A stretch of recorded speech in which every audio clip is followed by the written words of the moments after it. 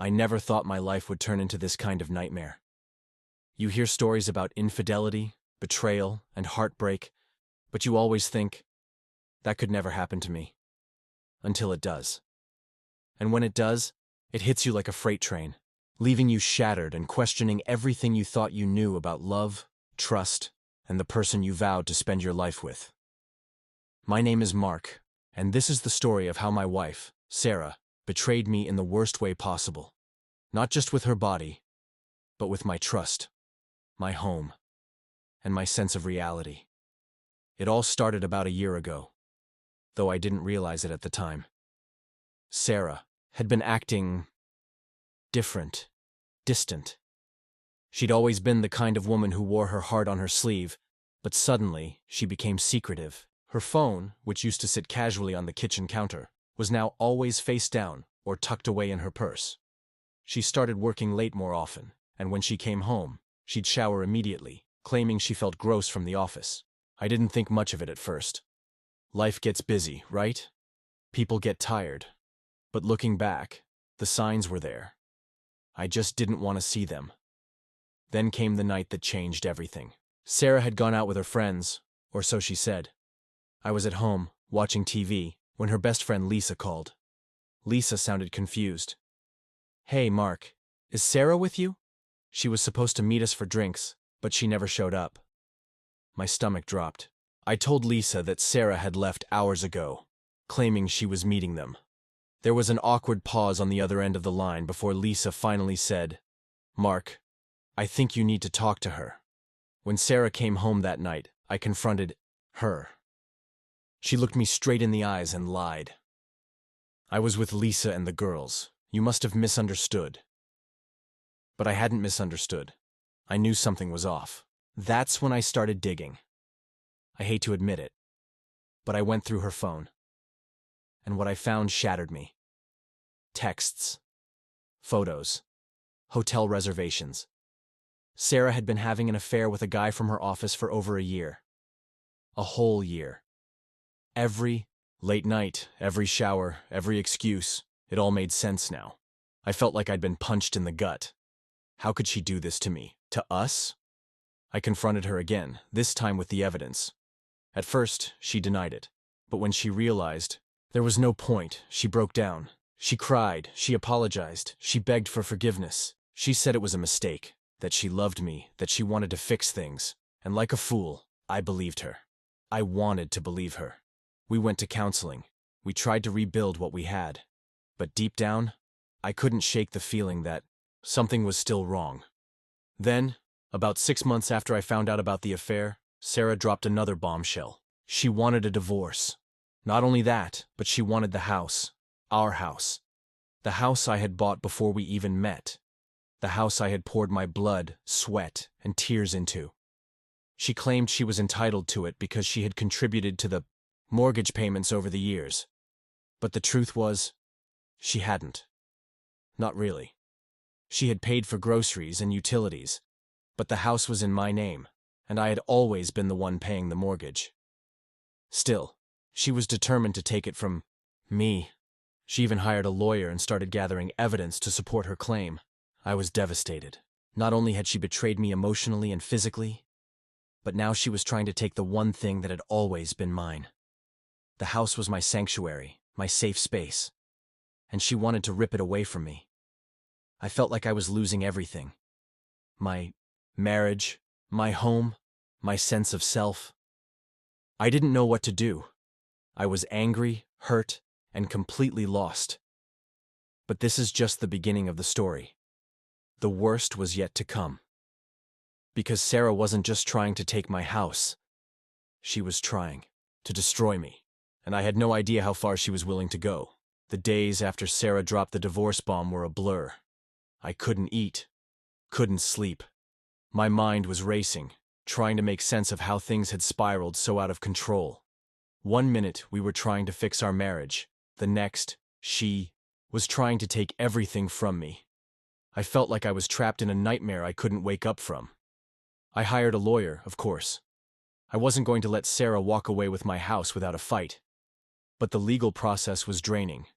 Emotionally, financially, and mentally. Every document, every meeting, every argument felt like another stab in the back. And through it all, Sarah remained cold and calculating. The woman I had loved, the woman I had vowed to spend my life with, was gone. In her place was a stranger, who seemed determined to destroy me. One night, as I was going through old files looking for proof that the house was mine, I found something I wasn't expecting. A folder tucked away in the back of my desk drawer. Inside were bank statements, credit card bills, and legal documents, all in Sarah's name. At first, I didn't understand what I was looking at, but as I dug deeper, the pieces started to come together. Sarah had been hiding money. A lot of money. She had opened secret accounts, taken out loans, and even started a side business, all without telling me. And the dates on the documents? They went back to before I even found out about the affair. My hands were shaking as I realized what this meant. Sarah hadn't just been cheating on me. She had been planning this for a long time. The affair, the lies, the divorce. It was all part of a bigger scheme. She wasn't just trying to take my house. She was trying to take everything. I felt sick to my stomach. How could someone I loved so much be capable of something like this? I confronted her about it the next day. I thought maybe, just maybe, there was some explanation. But Sarah didn't even try to deny it. She just looked at me with this cold, empty expression and said, "You should have seen it coming, Mark. You were always too trusting." Her words cut deeper than any knife.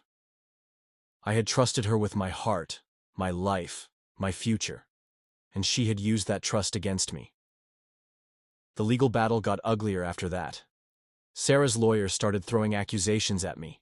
Claims of emotional abuse, financial control, even infidelity on my part. None of it was true, but that didn't stop her from using it to try to gain the upper hand. I felt like I was fighting a war on two fronts, one in the courtroom and one in my own mind. I kept asking myself, how did I not see this coming? How did I let this happen? But the worst part wasn't the legal battles or the lies. It was the loneliness.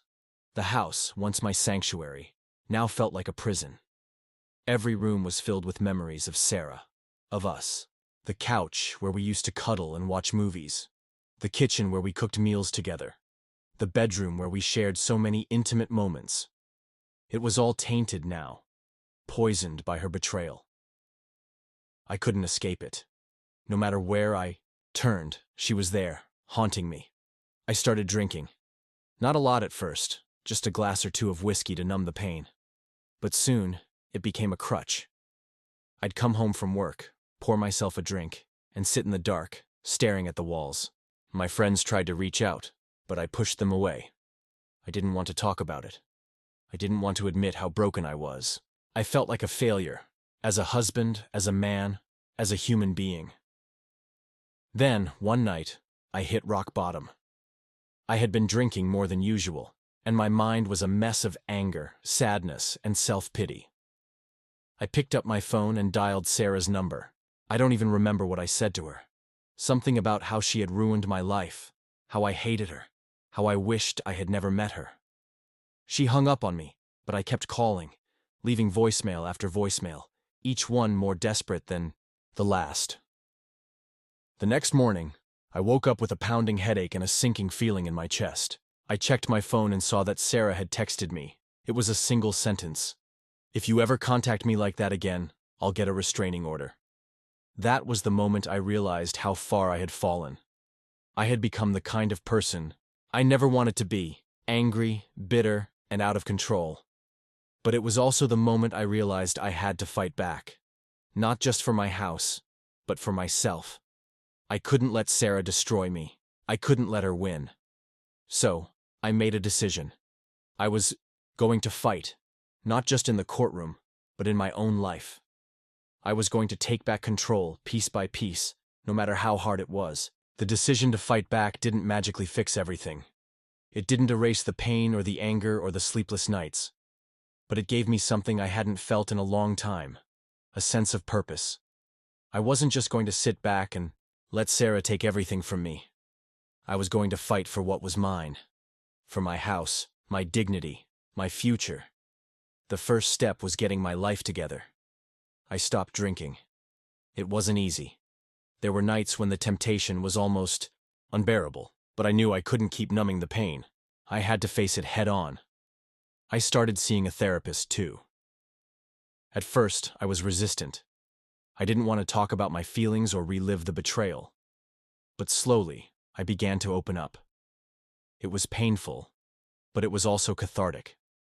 For the first time in months, I felt like I was making progress. Meanwhile, the legal battle was heating up. Sarah's lawyer was relentless, throwing accusation after accusation at me. They claimed I was emotionally abusive, that I had controlled Sarah's finances, that I had driven her to cheat. None of it was true, but it didn't matter. In the court of public opinion, perception is everything. I could see the way people looked at me, friends, neighbors, even strangers. They didn't know the truth. All they saw was the narrative Sarah was spinning, but I wasn't going down without a fight. My lawyer, a no-nonsense woman named Claire, was a godsend. She saw through Sarah's lies and was determined to expose them. Together, we started gathering evidence: bank statements, text messages, emails, anything that could prove Sarah's deceit. It was exhausting, but it was also empowering. For every accusation Sarah threw at me, we had a counter. For every lie she told, we had the truth. Then, one day, Claire called me with news that changed everything. "Mark, we found something," she said. "Something big." My heart raced as she explained. While digging through Sarah's financial records, Claire had discovered that Sarah had been funneling money from our joint accounts into her secret ones. Not just a little money, thousands of dollars. And she had done it systematically, over the course of months. It was financial fraud, plain and simple. I couldn't believe it. I knew Sarah was capable of lying, of cheating, of betrayal. But this was next level. She hadn't just stolen from me. She had stolen from us, from our future. I felt a mix of emotions: anger, sadness, disbelief. But mostly I felt vindicated. This was the proof we needed to show the court who Sarah really was. When we presented the evidence at the next hearing, the look on Sarah's face was priceless. She tried to play it cool, but I could see the panic in her eyes. Her lawyer scrambled to come up with excuses, but it was too late. The judge wasn't having it. He ordered Sarah to return the stolen funds and warned her that any further attempts to manipulate the case would result in serious consequences. It was a victory, but it didn't feel like one. Not really. Yes, we had exposed Sarah's lies, but the damage was already done. The trust was gone. The love was gone. All that was left was the wreckage of a marriage that had once meant everything to me. In the weeks that followed, Sarah became even more desperate. She started showing up at the house unannounced, demanding to be let in. She claimed she had a right to be there, that it was still her home. But it wasn't. Not anymore. I changed the locks and installed security cameras. I wasn't going to let her intimidate me. Then, one night, something happened that shook me to my core. I was sitting in the living room, watching TV, when I heard a noise outside. At first I thought it was the wind, but then I saw a shadow move past the window. My heart raced as I grabbed my phone and checked the security camera feed. There, clear as day, was Sarah. She was trying to break in. I called the police, but by the time they arrived, she was gone. All that was left was a broken window and a sense of unease that lingered long after the officers left. I couldn't believe it had come to this. The woman I had once loved was now trying to break into my home. It was surreal. The next day, I filed for a restraining order. It was a hard decision, but I knew I had no other choice. Sarah had crossed a line, and I couldn't let her keep pushing me. The court granted the order, but it didn't stop her. She started harassing me online, posting lies about me on social media, even reaching out to my friends and family. It was like she was trying to destroy me from the inside out. But I wasn't going to let her. I was done being the victim. I was done letting her control the narrative. I started fighting back, not just in court, but in my own life. I reconnected with friends I had pushed away.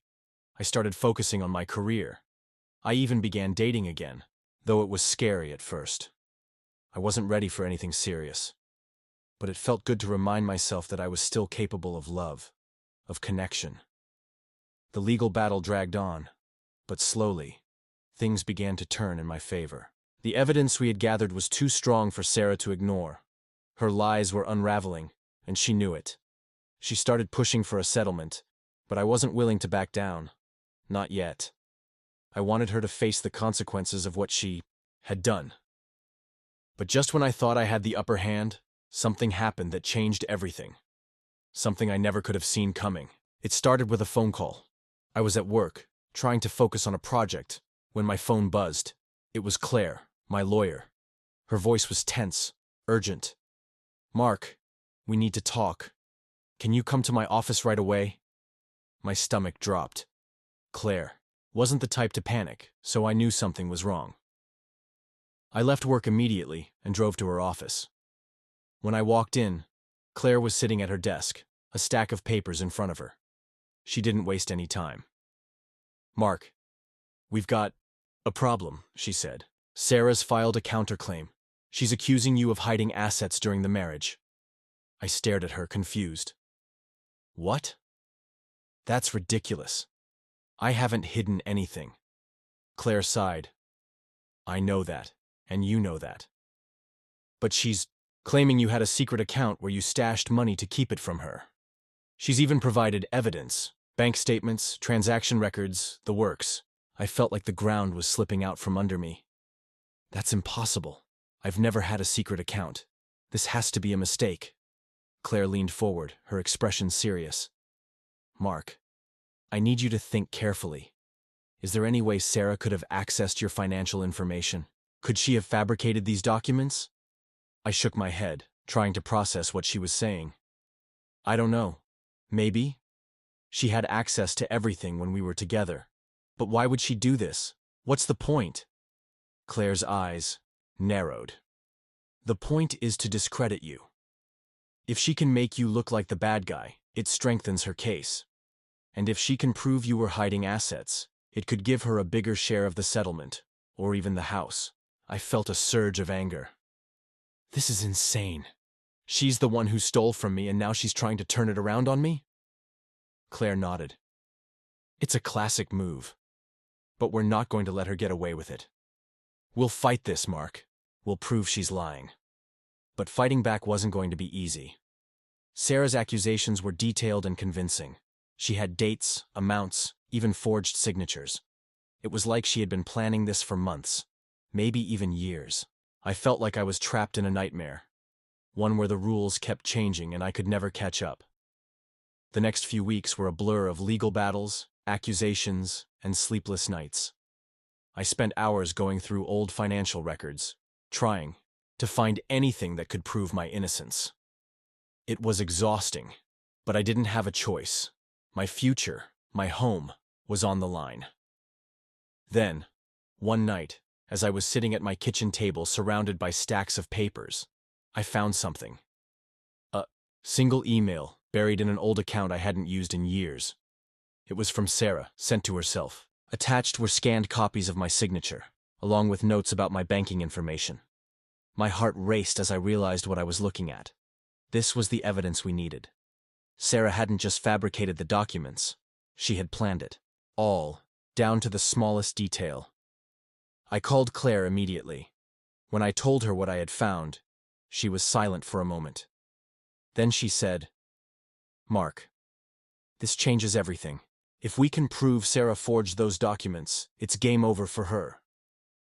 But before we could act, something happened that I never could have predicted. Sarah showed up at my house. It was late, almost midnight, when I heard the knock on the door. I wasn't expecting anyone, so I checked the security camera. There she was, standing on my porch, looking disheveled and desperate. My first instinct was to ignore her, but something about her expression made me hesitate. She looked broken. Against my better judgment, I opened the door. "What do you want, Sarah?" I asked, my voice cold. She looked at me with tears in her eyes. "Mark, we need to talk, please." I crossed my arms. "We've got nothing to talk about. You've made that pretty clear." She took a step closer, her voice trembling. "I know I've made mistakes. I know I've hurt you, but I'm begging you, let's end this. Let's settle this without dragging it through the courts anymore. Please. I stared at her, trying to figure out what her angle was. Was this another trick? Another lie? Or was she finally realizing she couldn't win? Before I could respond, she reached into her bag and pulled out a stack of papers. I'll drop the counterclaim, she said. I'll walk away from the house. I can't do this anymore, Mark. I can't keep fighting. I took the papers from her, my mind racing. Was this a trap? Or was she serious? I didn't know what to believe anymore. But then she said something that stopped me cold. I'm sorry, Mark. For everything. I never meant for it to go this far. For a moment, I saw a glimpse of the woman I had once loved. The woman who had laughed with me, cried with me, shared her life with me. And for a moment, I felt a pang of sadness for everything we had lost. But then I remembered the lies, the betrayal, the way she had tried to destroy me. And I knew I couldn't trust her. Not now. Not ever. I'll have my lawyer look at these, I said, holding up the papers. But don't think this changes anything, Sarah. You've done too much damage for me to ever forgive you. She nodded, tears streaming down her face. I understand, she whispered. Then she turned and walked away, disappearing into the night. I stood there for a long time, staring at the papers in my hand. Part of me wanted to believe she was sincere. But the other part, the part that had been hurt too many times, knew better. This wasn't over. Not yet. The papers Sarah gave me that night were real. She had dropped the counterclaim and agreed to walk away from the house. Claire reviewed everything carefully, and after a few tense days of negotiations, we reached a settlement. Sarah would keep the money she had stolen, but she wouldn't get the house. It wasn't perfect, but it was the best outcome I could hope for under the circumstances. When the judge finalized the divorce, I felt a strange mix of emotions. Relief, yes, but also a deep, aching sadness. The life I had built with Sarah was over, and no legal victory could change that. The house was mine, but it didn't feel like a home anymore. It felt like a monument to everything I had lost. In the weeks that followed, I tried to move on. I threw myself into work, reconnected with friends, and even went on a few dates. But no matter how hard I tried, I couldn't shake the feeling that something was missing. The betrayal had left a scar, one that didn't heal easily. Then, one day, I got a letter in the mail. It was from Sarah. My first instinct was to throw it away unopened, but curiosity got the better of me. Inside was a handwritten note, just a few lines long. Mark, I know I don't deserve your forgiveness, and I'm not asking for it. I just wanted to say I'm sorry. For everything. I hope one day you can find it in your heart to be happy again. You deserve that much. Sarah. I read the note over and over, trying to figure out how I felt. Anger? Sadness? Regret? In the end, I realized I felt nothing. The woman who had written this note was a stranger to me. The Sarah I had loved was gone, and no apology could bring her back. I didn't respond to the letter. I didn't see the point. Instead, I focused on rebuilding my life, one day at a time. It wasn't easy, but slowly, things started to get better. I redecorated the house, erasing the last traces of Sarah's presence. I took up new hobbies, like hiking and photography, things that reminded me there was still beauty in the world. And I started seeing a therapist regularly, working through the pain and learning to trust again. It's been a year since the divorce was finalized, and while I'm not fully healed, I'm in a much better place than I was. I've learned a lot about myself through all of this, about my strengths, my weaknesses, and my capacity for resilience. I've also learned that betrayal doesn't define you. It's what you do afterward that matters. As for Sarah, I don't know what happened to her. She moved out of state shortly after the divorce, and we haven't spoken since. Part of me hopes she's found peace, but another part hopes she's learned from her mistakes. Either way, she's no longer a part of my life, and I'm okay with that. If there's one thing I've taken away from all of this, it's that life is unpredictable.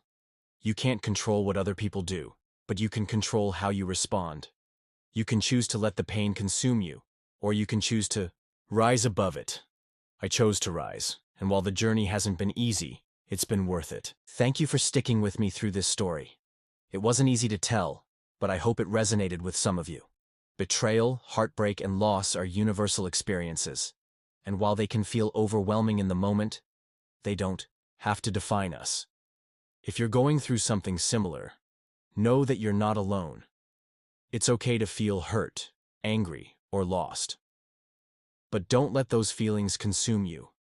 You're stronger than you think, and there's always a way forward. If you enjoyed this story, please check out my other videos. I'll be sharing more personal stories, as well as tips on how to navigate life's challenges. And if you have a story of your own you'd like to share, feel free to leave a comment below. Let's support each other and remind ourselves that, even in the darkest times, there's always hope. Thanks for watching, and I'll see you in the next video.